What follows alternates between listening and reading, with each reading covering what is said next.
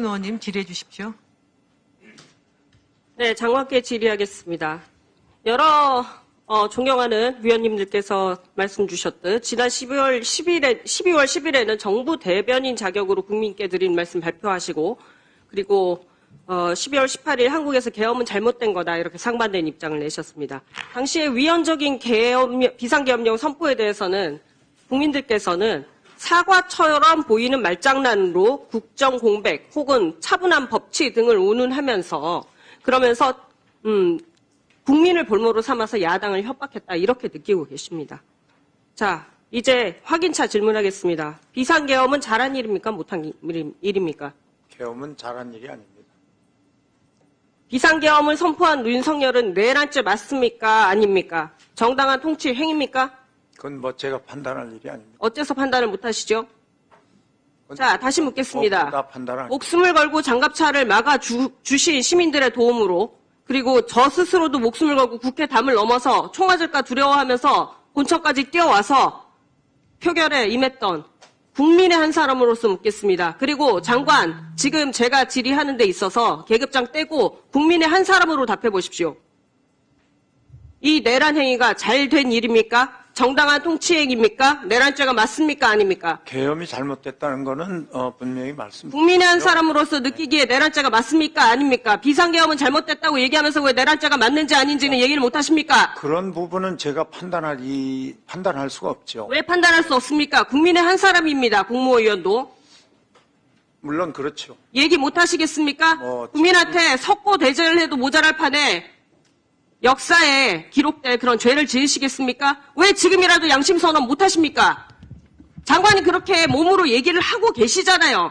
지금 방송 보시고 계신 국민들께서 장관한테는 그래도 좀 미안해하는 마음이 느껴지네 이렇게 얘기를 하는데 왜 양심선언을 못 하세요?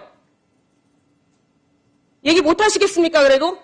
어떤 대답을 원하시는 거예요? 윤석열 내란죄 맞잖아요. 네, 제가 이 직을 벗고 난 다음에 다 얘기하겠습니다. 아니요. 직이 있을 때도 얘기하실 수 있어야 됩니다. 왜 그렇게 대통령한테 직언하는 사람이 아무도 없단 말입니까? 국무위원 중에서. 옛날에 왕정희 시절에 목이 잘려도 직언하는 건 했습니다. 왜 국무위원들 그거 못 하시냐고요?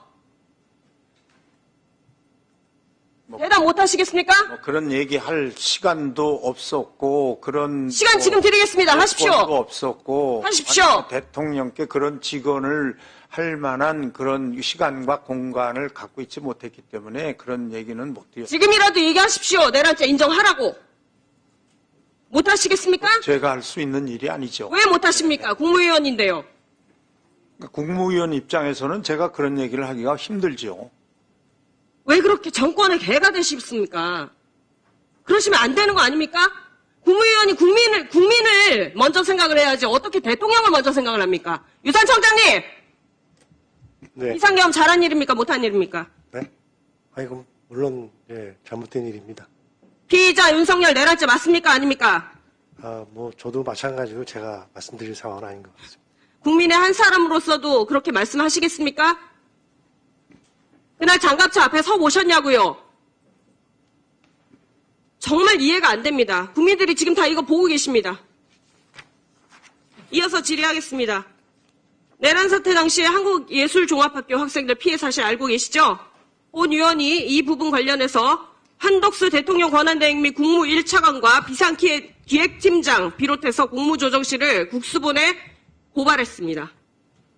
정확한 사실관계 말씀드리면 고발 내용에 따라서 포고령 발표가 그날 당일날 12월 3일 23시에 있었습니다. 그리고 나서 비상계획팀장이 23시 04분에 전 기관, 행정기관 및 지자체까지도 다 폐쇄 명령을 내립니다. 이것이 당직 사령을 통해서 전파돼서 한예종까지 그리고 전통문화대학교까지 내려간 걸로 알고 있습니다. 자, PPT 보시죠. 영상입니다. 학생들을 이렇게 한예종 직원들이 직접 내보냈습니다. 자, 다음 PPT 보시죠. 한예종 학생 증언입니다. 학생들이 겪어야 했던 피해입니다.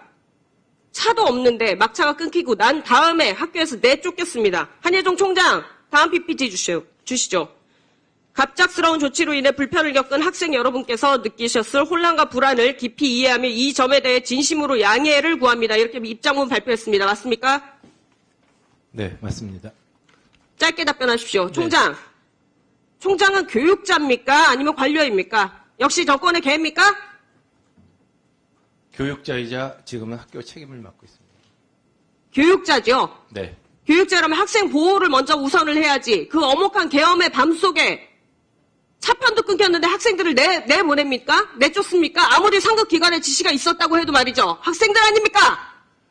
그 당시 저는 이제 학생의 안전만을 생각을 했고요. 두 가지 선택이 있었습니다.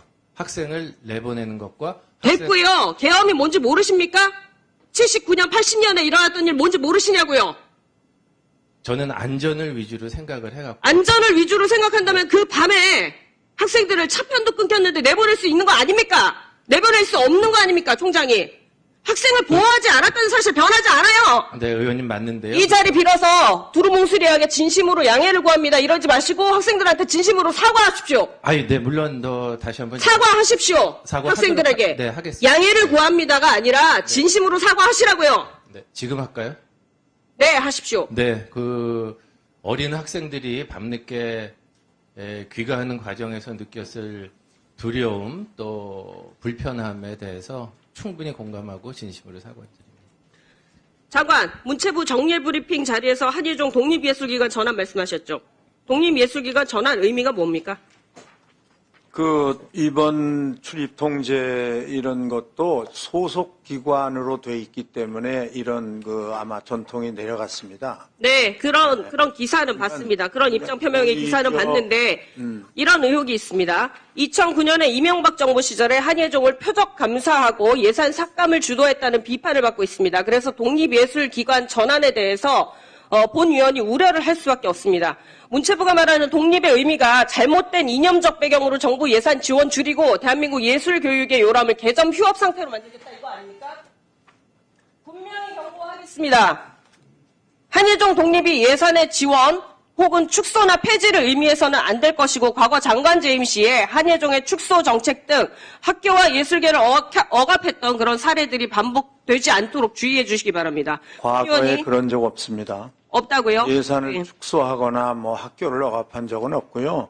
학교 자체에 간섭을 한 적이 별로 없습니다. 그랬다는 네. 비판이 있었습니다. 네, 그러니까 그거는 본연이 두 눈 크게 뜨고 지켜보겠다는 말씀을 하는 겁니다. 한예종 한예종은 총장 훨씬 더 같이 자유롭게, 지켜보시겠습니까? 네. 같이 지켜봐야 합니다. 학생들 보호해야죠.